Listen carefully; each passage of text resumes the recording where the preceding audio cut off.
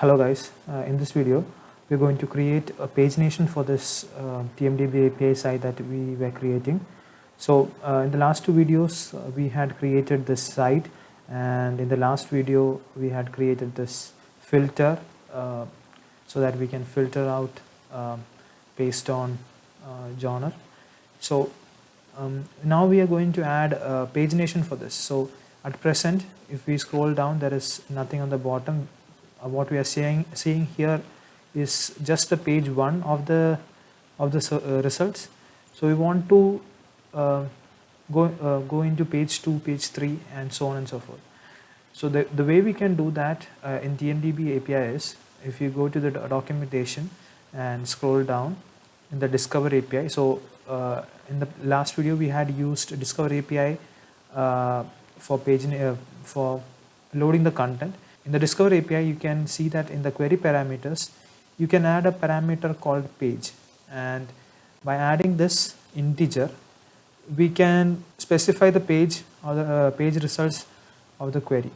So to give you a visual example, if we take the API that was called for loading this data, so you can see page 1 is being loaded and we have a total of 500 pages. So we'll just copy this URL, okay, and we'll just paste it here, and at the end of this query we'll add at, and we'll do page equal to 2, and by doing so we are loading the second page. As you can see, page 2 is written here. We are loading the second page of the API. So we want to do it in the app such that we can handle we can go to different pages while clicking next page. So first for that, let's create the HTML tags for the same.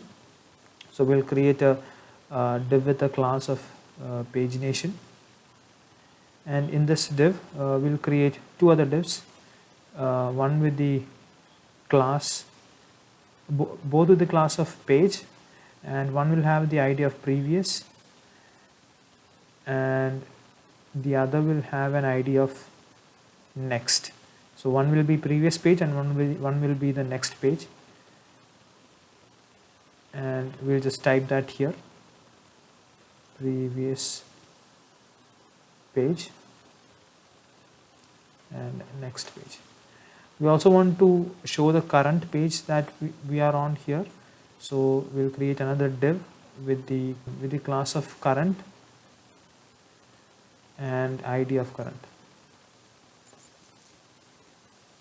Okay, and for now we'll just hardcode it with the value of 1, and we'll just save that. And if we scroll down here, you can see that there is previous, next page, and current page here. So we'll just style it quickly so that it's a little bit beautiful. So we'll get the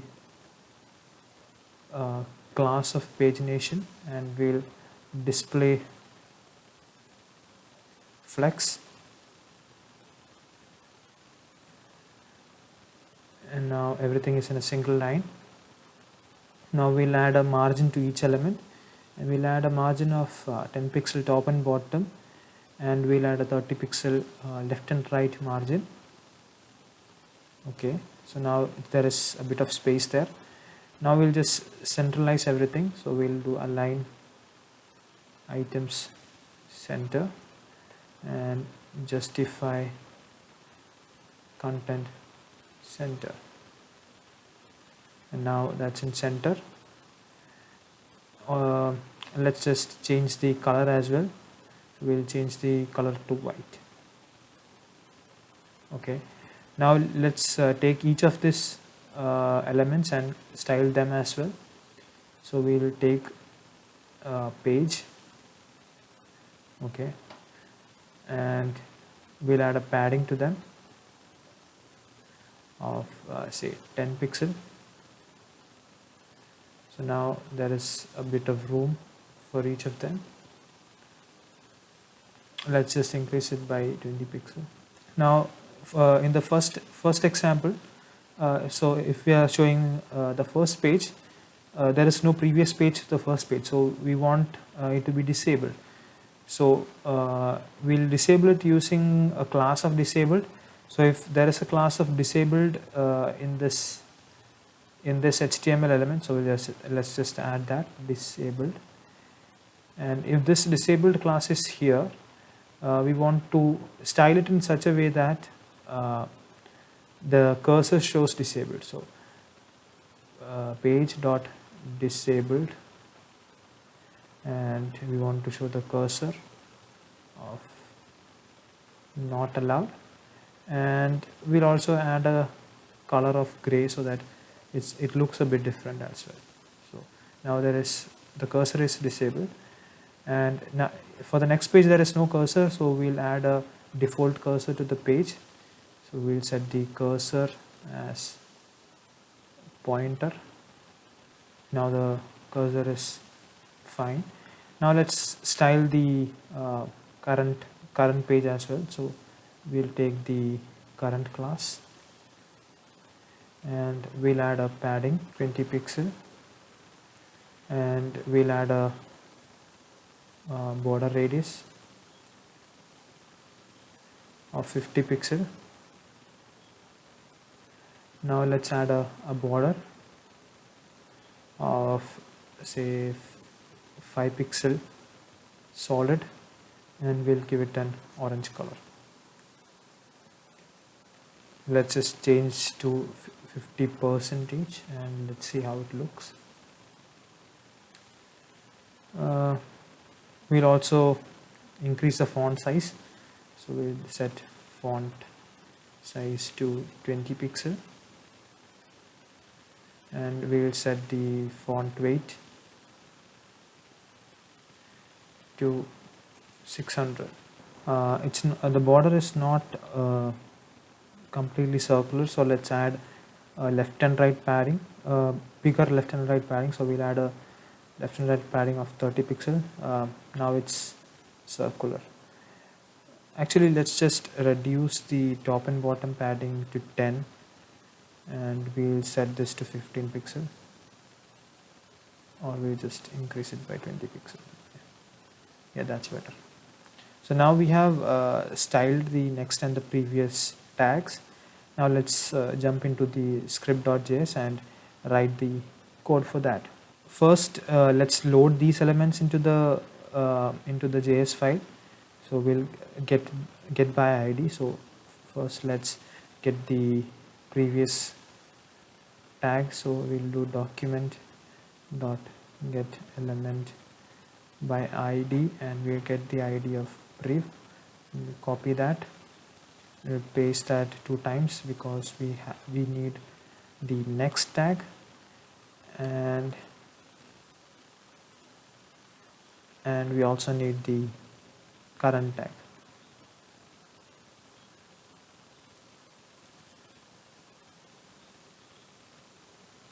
Current.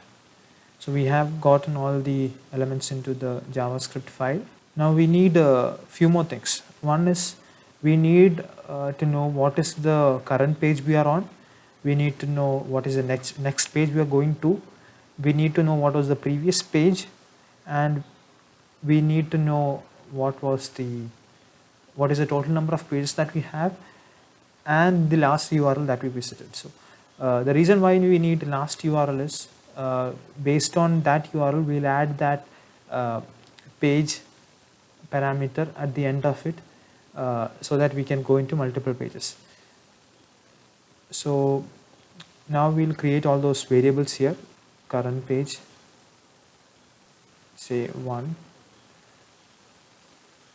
or next page equal to 2, or previous page equal to 3, and we'll set the last URL as empty string, and we'll set that in a minute, and we'll set the total pages as well. Total pages, let's say 100. So we'll get this total pages from the API itself, basically we get all this data from when we call the API.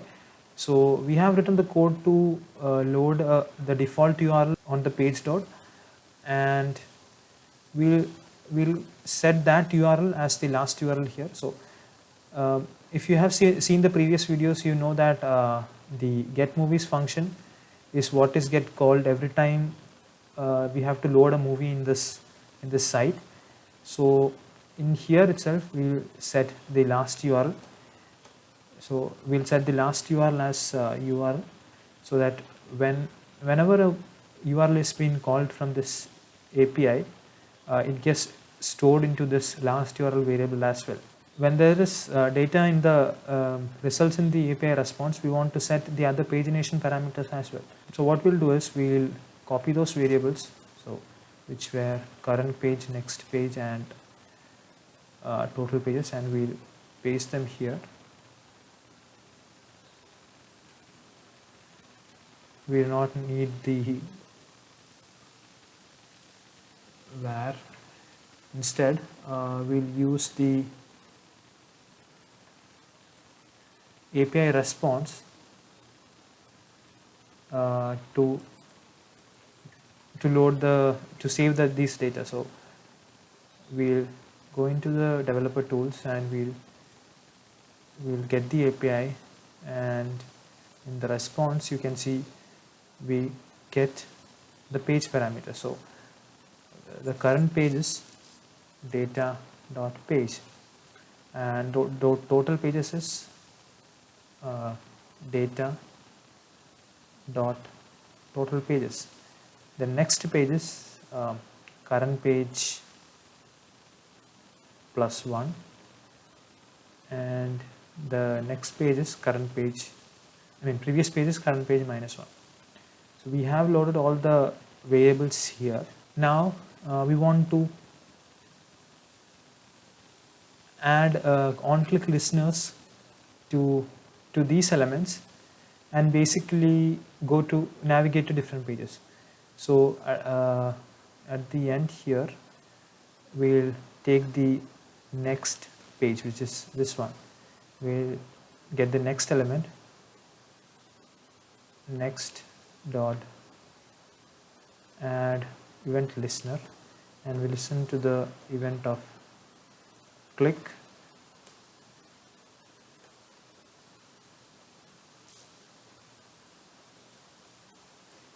and we'll call a function, and this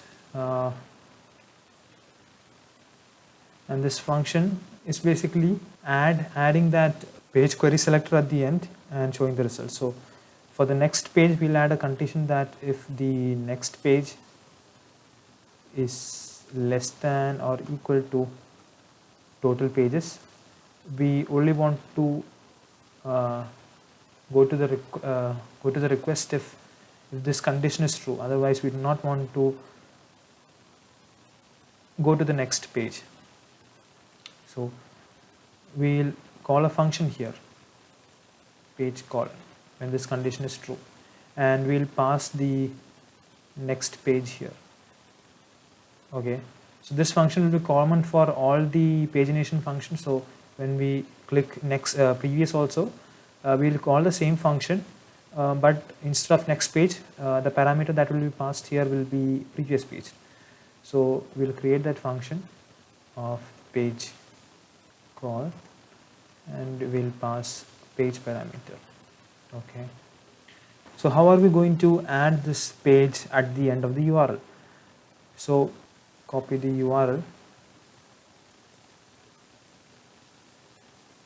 and paste it here.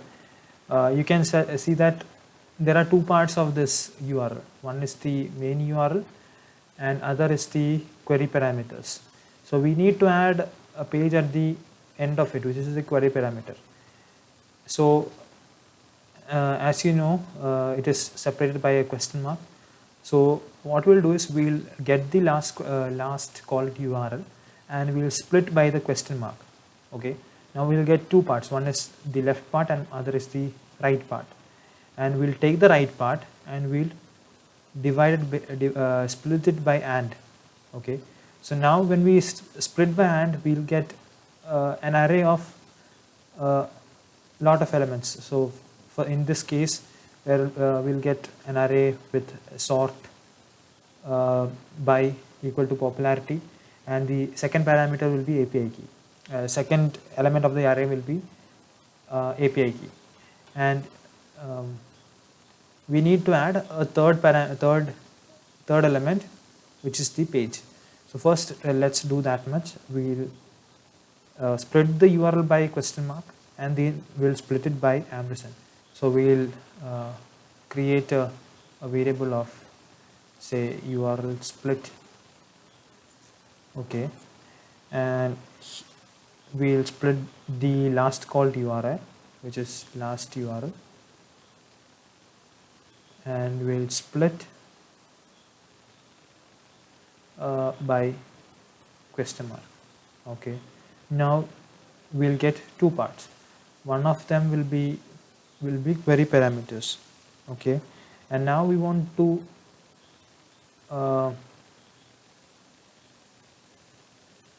take the query parameter and split it by ampersand. So we'll take the query params, which is URL split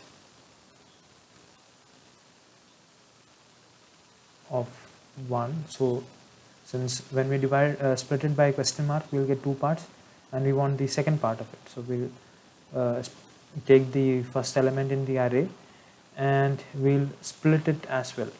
So we are splitting this by ampersand, and now we'll get two parts, which is this sort by, and we'll get the API key as well. Now suppose if we already are on page 2 and we want to go to page 3. So when we are on page 2, at the end of this URL there will be another parameter, so it will be page, say, 2. Okay, and when we want to go to page 3, we want to remove this 2 and we want to add 3. Only then we can go to the page 3.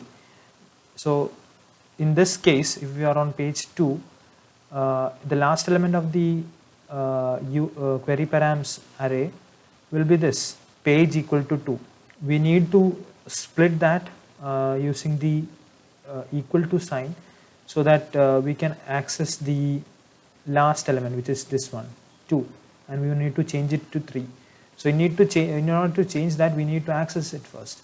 So to access that, since we already have that last element in the array, we can split this with equal to, and then remove this part and change it to whatever value we want.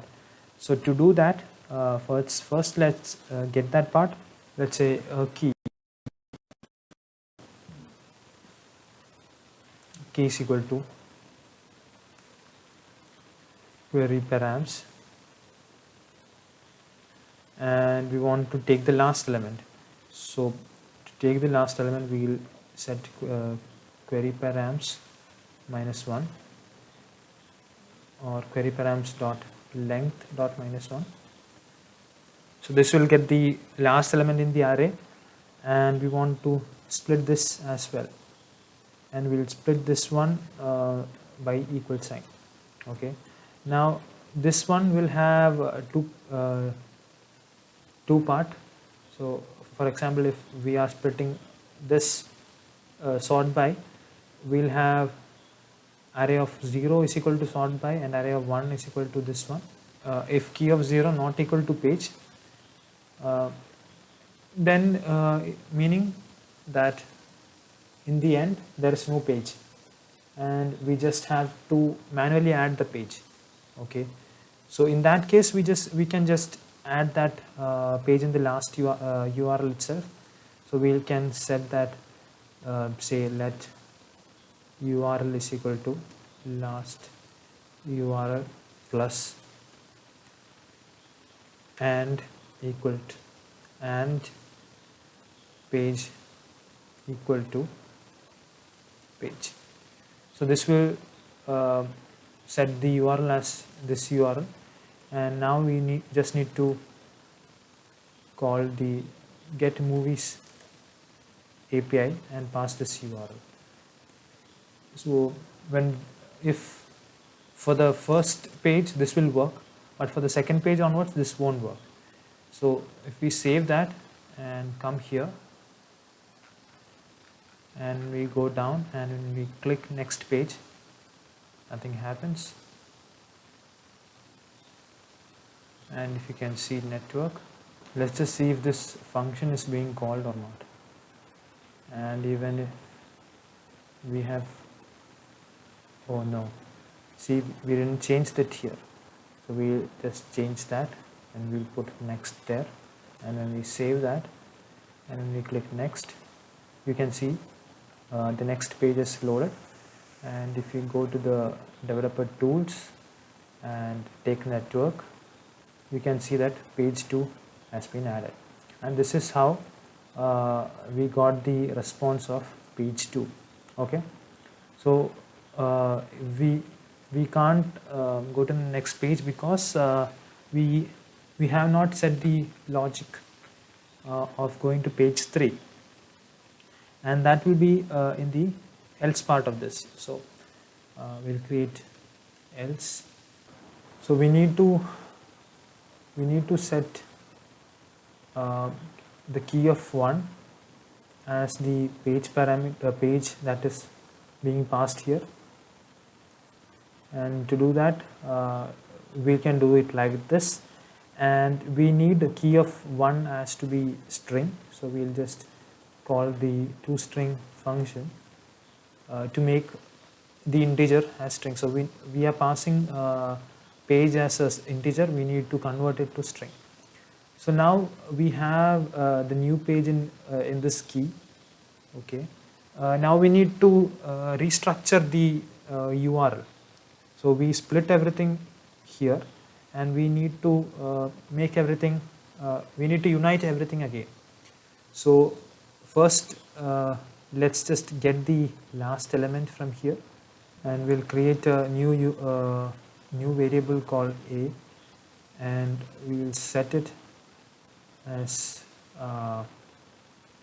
key dot join. Basically we are converting the array into a string, and we are joining each of the elements in the array with an equal to sign. That's how we get that. That means the a will have in this case page equal to 3. So since we are passing the third page to here, the whole parameter will be in a. Okay, now we need to add that key at the end of this query parameter. So we'll take this, which is query parameters last element, and we'll set it to a, and now we have a as the last element for each of this query parameter. Now we need to join them. So we'll create a new variable called b, and we'll just query params dot join, and we need to join by and this will make the query parameters complete.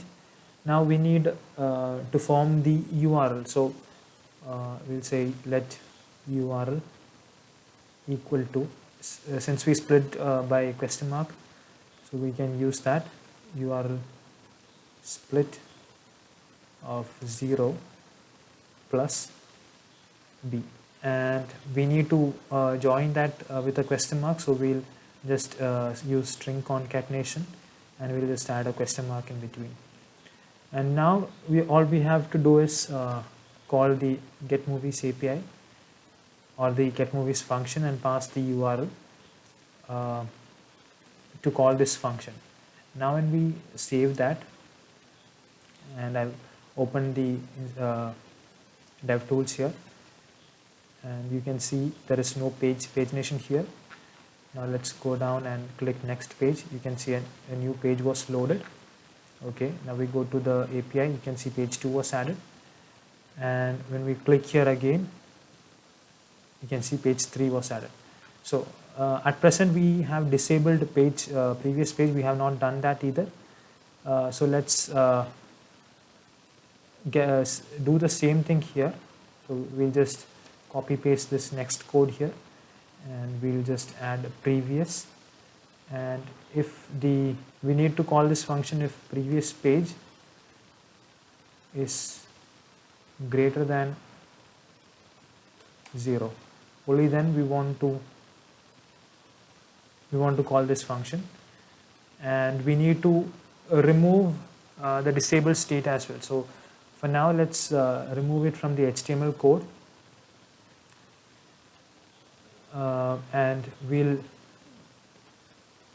let's just add the conditions for disabling and enabling that in here, which is the get movies function, because every time when the page loads, this function is called, and we can enable and disable based on this. So if let's just write the conditions for the disabled, adding the disabled class. So if the previous page is less than, let's just make everything based on current page. So if current page is less than or equal to 1,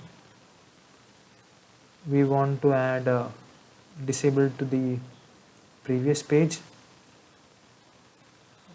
prev dot class list dot add disabled, and in this condition we do not want that, so we'll in disabled in next, so we'll just class list dot remove disabled. Okay, else if we want to check if the if it is the last page, and if it is the last page, we do not want the next page to load.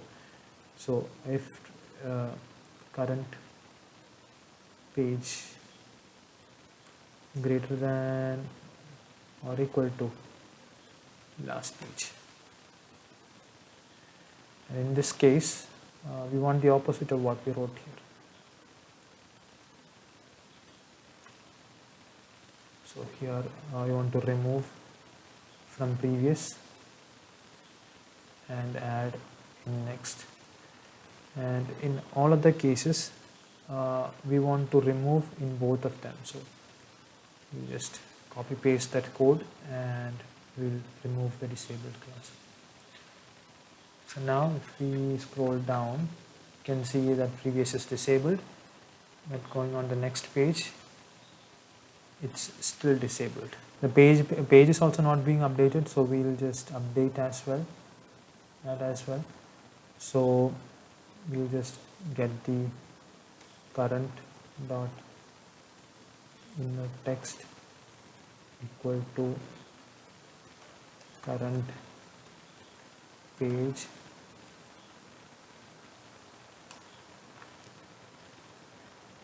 so it's loading that, but why isn't the disabled going away? Okay, there is nothing called as last page, we have total pages. We'll just change that, and now when we click next page, the previous page is changed. So when we click previous page, that is also going to the next page. That's because here when calling the function, we are passing next page for the previous on click, so we'll just change that to previous page, and we'll save that. And now we go to the next page, when we go to the previous page, we go to the previous page. Okay, also I just want to add one more thing here. So when we go to the next page, we want it to do it in such a way that we go back to the top automatically and we do not have to scroll back up. So the way we can do that is at the end of this here, we can add a scroll into view function. So we can call the tags element, which is this div here, and we'll just add a function of scroll into view, and we'll just add a behavior of smooth,